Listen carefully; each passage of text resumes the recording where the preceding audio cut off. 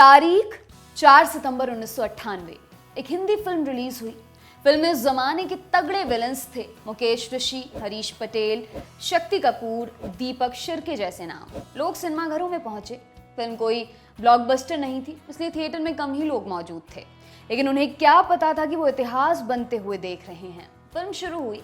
Audience का परिचय villain से हुआ। जब एक एक कर हर विलन कैमरा में देखकर खुद ऑडियंस से बात कर रहा था, 2 लाइन की कविता में खुद की खासियत समेट कर बता रहा था। अंग्रेजी में कैमरा के जरिए ऑडियंस से बात करने वाले कॉन्सेप्ट को फोर्थ वॉल ब्रेक करना कहते हैं। अब तक जो हॉलीवुड फिल्मों में होता आया था, उसे अब अपने देसी विलन कर रहे थे। हालांकि सिनेमा के कुछ जानकार कहेंगे कि इसमें नया क्या है, ये तो कादर खान पहले ही कर चुके हैं फिल्म घर हो तो ऐसा में, जब वो कैमरे को इशारा कर पास आने को कहते और अपनी व्यथा का बखान करते। लेकिन ये फोर्थ वॉल ब्रेक करने का नमूना ज्यादातर लोगों को याद नहीं रहा। याद रही तो कल्ट क्लासिक गुंडा। हेलो, नमस्ते, आदाब दोस्तों, मैं हूं दिव्यांशी। स्वागत है आप सभी का मैटनी शो में। मैटनी शो में हमारे आज के सेगमेंट का नाम है बॉलीवुड किस्से।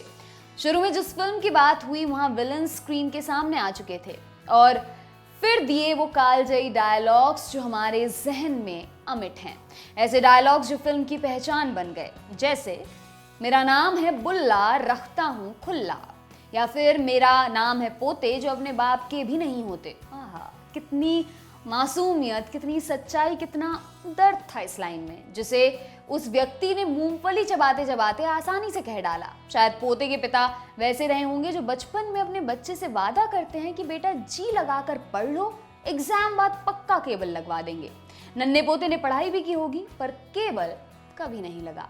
इसने बाप से ना बन पाने की बात इतनी बेबाकी से कह डाली।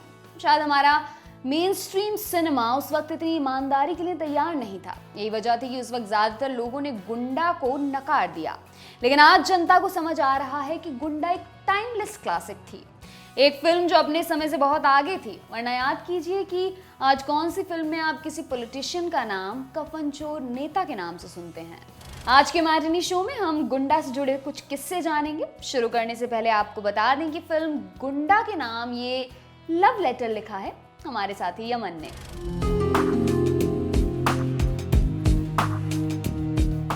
जो कुछ नहीं करते वो कमाल करते हैं। शाहरुख खान ने एक टॉक शो के दौरान इस बात का जिक्र किया था, जो कुछ नहीं करते वो कमाल करते हैं। इसे हम गुंडा के डायरेक्टर कांति शाह के कॉन्टेक्स्ट में भी एक अलग नजरिए से देख सकते हैं। कांति शाह एक मध्यम वर्गीय परिवार में पले बढ़े, अपने परिवार के साथ जुहू में रहते थे। कांति शाह का बचपन से ही पढ़ाई से कोई खास लगाव नहीं था, इसलिए 11वीं कक्षा के बाद उन्होंने पढ़ाई के सामने हाथ जोड़ लिए और उस ओर फिर कभी मुड़कर भी नहीं देखा। ऐसे ही अचानक पढ़ाई छोड़ने पर माँ बाप भी उन्हें सम्मानित तो नहीं करने वाले थे। खूब बिगड़े, गुस्सा किया। बेटा घर पर निठल्ला ना बैठे इसलिए बाहर जाकर काम करने को कहा। मजबूरन बेटा बाहर भी निकला और एक कार मैकेनिक के यहाँ काम करने लगा। लेकिन ये सिलसिला भी 6 महीनों तक ही चला। उसके बाद कांति शाह और जॉब्स तलाशने लगे। खुद से कुछ शुरू किया। उल्हासनगर जाते और वहां से तकियों के कवर, रुमाल आदि चीजें खरीद कर लाते, जिन्हें ले जाकर सांता क्रूज स्टेशन पर बेचते। कपड़े बेचने का ये काम उन्होंने सिर्फ 1 साल तक किया। फिर आया उनकी लाइफ का डिफाइनिंग मोमेंट। उन दिनों उनके एक दोस्त हुआ करते थे रघुनाथ सिंह के नाम से, जो फिल्मों के प्रोडक्शन डिपार्टमेंट में काम करते थे। कांति शाह काम ढूंढ ही रहे थे तो रघुनाथ सिंह ने उन्हें अपने यहाँ बुला लिया और प्रोडक्शन असिस्टेंट की जॉब ऑफर की। ये बात है साल 1979 की। कांति शाह ने 2012 में रेडिफ को दिए एक इंटरव्यू में बताया कि उस दिन के बाद उन्हें कभी पीछे मुड़कर नहीं देखना पड़ा। ज्यादातर डायरेक्टर्स अपनी फिल्म की शूटिंग शुरू करने से पहले स्क्रिप्ट पर खूब मेहनत करते हैं, उसके अनेकों ड्राफ्ट लिखते हैं ताकि कहीं भी कोई कमी न रहने पाए। ऐसे ही डायरेक्टर्स को होल्ड माय बियर कहने वाले डायरेक्टर हैं कांति शाह। गुंडा से ये बात साबित भी हो जाती है। कांति शाह अपने एक्टर्स को अप्रोच करते वक्त कोई हार्ड बाउंड स्क्रिप्ट नहीं देते थे, बस फिल्म का 1 लाइनर सुनाते थे क्योंकि सारी फिल्म उनके दिमाग में चल रही होती थी। ऐसा खुद गुंडा में काम कर चुके दीपक शिर्के ने एक इंटरव्यू के दौरान बताया। दीपक शिर्के, जिन्होंने फिल्म में नेता बच्चू भिगोना का किरदार निभाया था। बच्चू भाई को भी आप उनके एक डायलॉग से पहचानते होंगे, जब वो बुल्ला से कहता है, बुल्ला तूने खुल्लम खुल्ला लंबू आटा को मौत के तवे में सेक दिया, उसकी लाश को वर्ली के गटर में फेंक दिया। खैर, कांति शाह अपनी फिल्म के लिए दीपक शिर्के के पास पहुंचे, एक लाइन में कहानी सुना डाली। दीपक को कहानी पसंद आई, झट से फिल्म करने के लिए उन्होंने हाँ कर दिया। उस वक्त उन्होंने कोई स्क्रिप्ट नहीं पढ़ी, क्योंकि कोई स्क्रिप्ट थी ही नहीं। कांति शाह अपनी फिल्में जल्दी रैप अप करने के लिए जाने जाते थे, इसलिए दीपक को भरोसा था कि ये फिल्म भी जल्दी ही खत्म हो जाएगी। यही सोचकर उन्होंने खुद को पूरी तरह डायरेक्टर के हवाले कर दिया।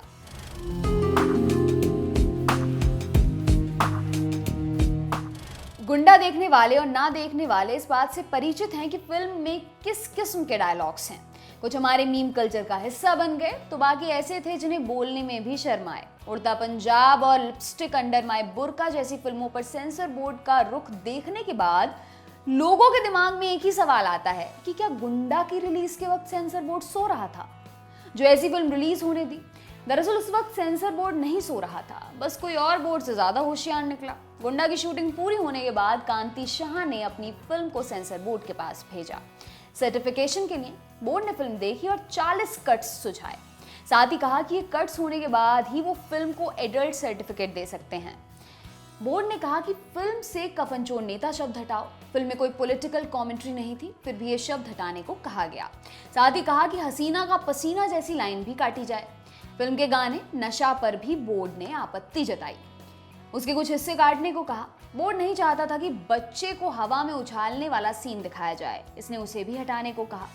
अपने कट्स की लिस्ट में ये भी जोड़ा कि गुंडा को मशीन गन चलाते हुए मत दिखाइए। कांति शाह मान गए और फिल्म एडल्ट सर्टिफिकेट के साथ रिलीज हुई। फिल्म रिलीज हुई उसके कुछ दिन बाद ही मुंबई के एक कॉलेज की लड़कियां फिल्म देखने थिएटर गईं। फिल्म में जो देखा उसे देखकर सबका पारा चढ़ गया। ऐसे भद्दे और आपत्तिजनक डायलॉग्स के साथ फिल्म रिलीज कैसे हुई, ये उनमें से किसी की समझ नहीं आ रहा था। यही समझने के लिए उन्होंने सेंसर बोर्ड को शिकायती पत्र लिखा कि ऐसी स्त्री विरोधी फिल्म को आपने रिलीज कैसे होने दिया। सेंसर बोर्ड ने रिलीज हुई फिल्म देखी और उसे फौरन थिएटर से हटाने का ऑर्डर दिया। अब आप पूछेंगे कि जब सेंसर बोर्ड ने खुद चेक करके फिल्म रिलीज की तो अब उसे हटाने की नौबत क्यों बन पड़ी। इसका जवाब है कि कांति शाह ने अपनी फिल्म कभी काटी ही नहीं थी। जब उन्होंने सेंसर बोर्ड के पास अपनी फिल्म भेजी उस वक्त वो फिल्म रिलीज करने की जल्दी में थे, इसलिए बोर्ड ने जो कहा उन्होंने सब मान लिया लेकिन उस पर अमल नहीं किया। दरअसल कांति शाह ने बोर्ड को अप्रूवल के लिए जो फिल्म की कॉपी भेजी थी उसमें बोर्ड के सुझाए सारे कट्स थे, इसलिए बोर्ड को कोई हर्ज नहीं हुआ। लेकिन यही कांति शाह ने खेला कर दिया जब उन्होंने कट्स वाली कॉपी की जगह फिल्म की ओरिजिनल कॉपी रिलीज कर डाली। यही वजह है कि आज भी आपको गुंडा का ओरिजिनल वर्जन आसानी से मिल सकता है।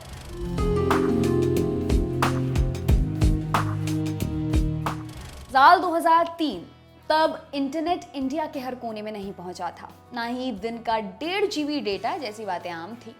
इंटरनेट मूवी डेटाबेस यानी IMDb भी उस वक्त लोगों के लिए नया था। ये वही IMDb है जहां से आप फिल्मों की रेटिंग चेक करते हैं। उन दिनों IMDb पर ज्यादातर विदेशी फिल्मों का ही डेटाबेस हुआ करता था। द शॉशैंक रिडेम्पशन और द गॉडफादर IMDb की टॉप रेटेड फिल्में थी, लेकिन ये सब बदलने वाला था। 2003 में देसी क्रांति आने वाली थी और ये क्रांति लाने वाले थे देश के होनहार इंजीनियर। किसी को नहीं पता था कि इसकी शुरुआत कहाँ से हुई, लेकिन देश के अलग अलग IITs में पढ़ने वाले बच्चों ने अचानक गुंडा को IMDb पर हाई रेटिंग देना शुरू कर दिया। रेटिंग का ये चलन शायद मजाक में ही शुरू हुआ हो, लेकिन इसने जल्दी ही तूल पकड़ लिया, क्योंकि अब गुंडा रेटिंग के मामले में द शॉशैंक रिडेम्पशन और द गॉडफादर के बराबर बैठी थी। हालांकि धीरे धीरे इसकी रेटिंग फिर से नीचे आने लगी और अभी करीब 10,000 वोटों के साथ 7.3 रेटिंग के साथ IMDb पर बनी हुई है। बात गुंडा के फैंस की हो तो चेतन भगत को कैसे भूल सकते हैं। नहीं, चेतन कांति शाह की फिल्म के फैन नहीं। 25 सितंबर 2010 को टाइम्स ऑफ इंडिया में चेतन भगत का एडिटोरियल पीस छपा, जहां उन्होंने कहा था कि हम लोग बदल रहे हैं। अपनी बात को सपोर्ट करने के लिए उन्होंने लिखा कि 80 के दशक में गुंडा जैसी फिल्में बनती थी, लेकिन अब अच्छा सिनेमा बन रहा है। चेतन इतना लिखकर आगे बढ़ गए, लेकिन गुंडा के फैंस के लिए बात इग्नोर करना मुमकिन नहीं था। उन्होंने चेतन भगत को ट्रोल करना शुरू कर दिया। कुछ ने कहा कि गुंडा 80 के दशक की फिल्म थी ही नहीं, तो आप कहना क्या चाहते हो। तो कुछ ने कहा कि सर जैसी भी थी, आपके नोवेल्स से बेहतर ही थी। गुंडा के फैंडम को एक्सप्लोर करने के दौरान हमें एक फेसबुक पेज मिला जिसका नाम है गुंडा। इस पेज ने 16 जनवरी 2018 के बाद कुछ भी पोस्ट नहीं किया, फिर भी करीब 7,000 लोग इससे जुड़े हुए हैं। नीचे पोस्ट स्क्रॉल करने पर पता चला कि पेज के फैंस मिथुन चक्रवर्ती को प्रभु जी कहकर बुलाते हैं, उनकी फिल्मों पर चर्चा करते हैं। ऐसे ही स्क्रॉल करते वक्त हमें कामयाब और रूही के डायरेक्टर हार्दिक मेहता का भी कमेंट मिला। हार्दिक गुंडा के बड़े वाले फैन हैं। 2018 में उन्होंने मामी फिल्म फेस्टिवल के दौरान कांति शाह के साथ अपनी फोटो भी शेयर की थी। लिखा था कि दुनिया के कुछ बेस्ट फिल्म मेकर्स मामी आते हैं। गुंडा के ज्यादातर फैंस वो हैं जो फिल्म की रिलीज के वक्त उसे थिएटर पर नहीं देख पाए, इसलिए कांति शाह के मास्टरपीस को बड़ी स्क्रीन पर ना देख पाने का मलाल रह गया। लेकिन ऑल थैंक्स टू टेक्नोलॉजी उनकी ये हसरत भी पूरी हुई। 1018 MB एक वेब प्लेटफॉर्म है जहां आप अपनी पसंदीदा फिल्म लोकल थिएटर पर स्क्रीन करवाने के लिए रिक्वेस्ट कर सकते हैं। सीमित टिकट्स होंगी और वो सारी बिकने के बाद ही फिल्म स्क्रीन की जाएगी। 2018 में इस प्लेटफॉर्म को यूज कर गुंडा की स्क्रीनिंग कराई गई। 50 टिकट्स के साथ फिल्म की टिकट धड़ाधड़ बिक गई। बुक करने वालों में से ज्यादातर कॉलेज स्टूडेंट्स थे। टिकट इतनी जल्दी बुक हुई कि हाथों हाथ फिल्म के दूसरे शो का भी अरेंजमेंट किया गया। गुंडा अभी भी कितनी पॉपुलर है, इस बात का अनुमान आप पिछले साल रिलीज हुए यशराज मुखाटे के गाने बुल्ला द अल्टीमेट गुंडा से ही लगा लीजिए।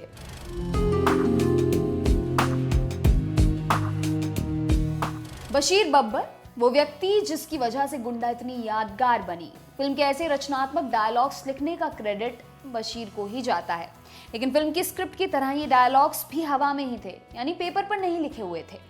80 और 90 के दशक में डायलॉग फिल्म के सेट पर लिखने का चलन भी था।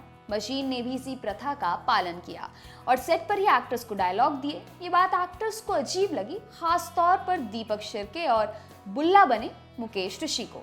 लेकिन दीपक ने अपने इंटरव्यू में बताया कि वो डायरेक्टर के एक्टर हैं, इसलिए जो डायरेक्टर को सही लगा वो उन्होंने किया।